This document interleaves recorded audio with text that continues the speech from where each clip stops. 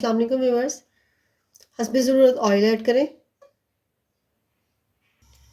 जब ऑयल हल्का सा गर्म हो तो इसमें एक मीडियम प्याज जिसकी मैंने स्लाइस में कटिंग की है वो डाल दें और प्याज को ऑयल में फ्राई कर लें। प्याज अपना हल्का सा कलर चेंज करे तो एक दालचीनी स्टिक, 4 लौंग और 6-7 काली मिर्च और हाफ टी स्पून ज़ीरा वो डाल दें इसके अंदर। अब मसाले को इसमें भून लें प्याज के साथ ही, ताकि मसाले की अच्छी सी खुशबू इसके अंदर आ जाए।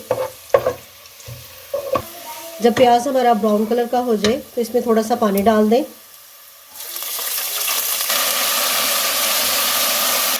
1 टीस्पून लहसुन अदरक पेस्ट वो डाल दें और लहसुन अदरक पेस्ट को इसमें भून लें। जब इसमें लहसुन अदरक भून जाए तो इसमें एक बड़ा टमाटर जिसकी मैंने स्लाइस में कटिंग की हुई है वो डाल दें। अब टमाटर को भी इसके अंदर मिक्स करें। जब टमाटर डालें तो इसमें साथ ही मसाले डाल दें। हाफ टेबल स्पून नमक, 1 टीस्पून पिसी हुई लाल मिर्च, हाफ टेबल स्पून धनिया पाउडर, हाफ टी स्पून पिसा हुआ गरम मसाला। अब इसको इसमें भून लें मसाले को। पानी डाल दें ताकि ये मसाले जले ना और टमाटर भी हमारे सॉफ्ट हो जाए।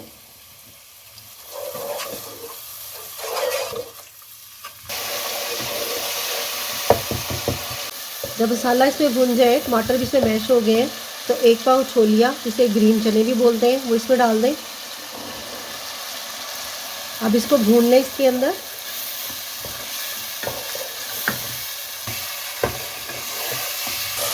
दो से 3 हरी मिर्चें कटी हुई उनको इसमें डाल दें। इसके अंदर मिक्स करें। छोलिया हमारा मसाले के अंदर अच्छे तरीके से भून गया।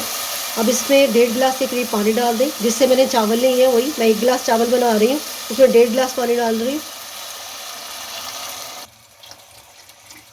और अब इसे कवर करके कुक करें। जब पानी उबलने लगे तो इसमें भीगे हुए चावल जिनको मैंने आधे घंटे से भिगो के रखा था वो डाल दें। इसे मिक्स कर लें।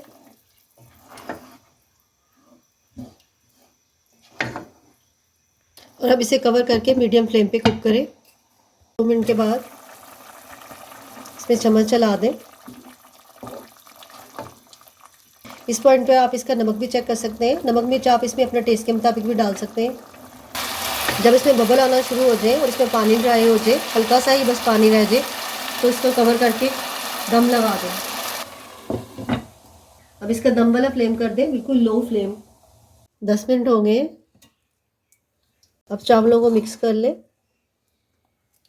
अगर आपको मेरी वीडियो अच्छी लगे तो प्लीज़ चैनल को सब्सक्राइब, वीडियो को लाइक और शेयर ज़रूर कीजिएगा। और अब हम इसे सर्व कर लेते हैं। अपना ढेर सारा ख्याल रखिएगा और मुझे दुआ में याद रखिएगा। अल्लाह हाफिज़।